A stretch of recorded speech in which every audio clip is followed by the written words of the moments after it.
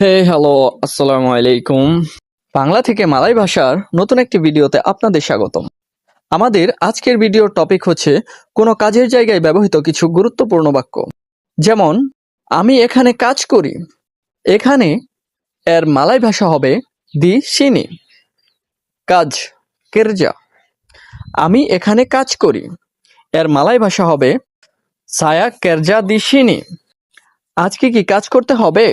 মালয় ভাষায় এটা হবে হারি ইনি আপা কেরজা কেনা বোয়াত। এখানে আজ এর মালয় ভাষা হচ্ছে হারি ইনি, করতে হবে, কেনা বোয়াত। অর্থাৎ আজকে কি কাজটা করতে হবে? হারি ইনি আপা কেরজা কেনা বোয়াত।